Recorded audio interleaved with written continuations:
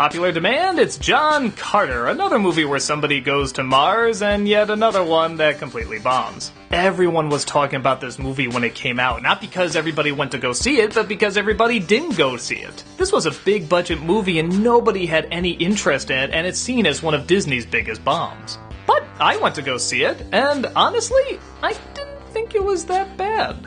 That is to say, it's nothing spectacular, it didn't change my life or anything, but as a dumb little adventure goes about traveling to Mars and fighting aliens and coming across new creatures, I thought it was fine.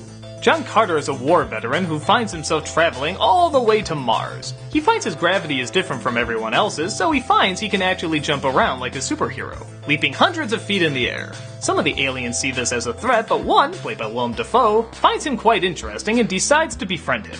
He also comes across this friendly dog-type creature, and of course a woman of power, so let's just take a guess and say she's...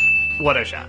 It turns out not only does most of the planet see him as a threat, but there's also a war that's brewing, and it turns out he has to stop it. But he's tired of war and doesn't want to get involved, but through a series of circumstances and attachment to his friends, he finds he has to get involved. Through constant battles and big effects, and even a few funny moments here and there, John Carter may find he cares a lot more than he thought he would.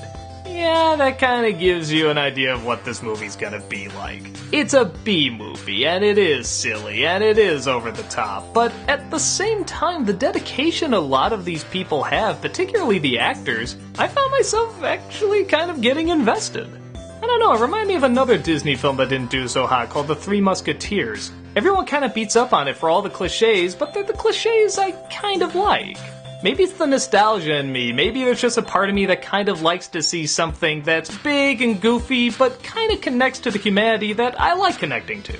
And so much of that does come from the characters. It's not overly dark, but it's not too light either. It certainly has a lot of violence, but it has a lot of friendly moments as well. The parts between Carter and the Willem Dafoe alien is easily the best stuff. You just feel the connection between these two. They're both kind of outsiders, but they're not the typical, oh, you're a nerd, you're a dweeb outsider. They've both seen a lot of rough stuff, and they're both trying to fight a big system.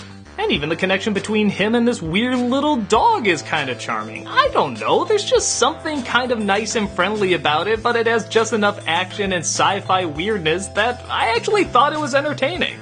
But with that said, is it actually a good movie? It depends on what you're looking for. If you're looking for something really new with a lot of twists and turns, it doesn't have that much. I mean, nobody's gonna get invested in this like, say, Lord of the Rings or something. I also hear this is based on an old book series, and I guess according to fans it doesn't really follow the book series that well, so again, I might not be the best person to talk about it. But as a simple moviegoer who is a little interested in seeing a guy travel to Mars and shoot up aliens, I thought it was okay.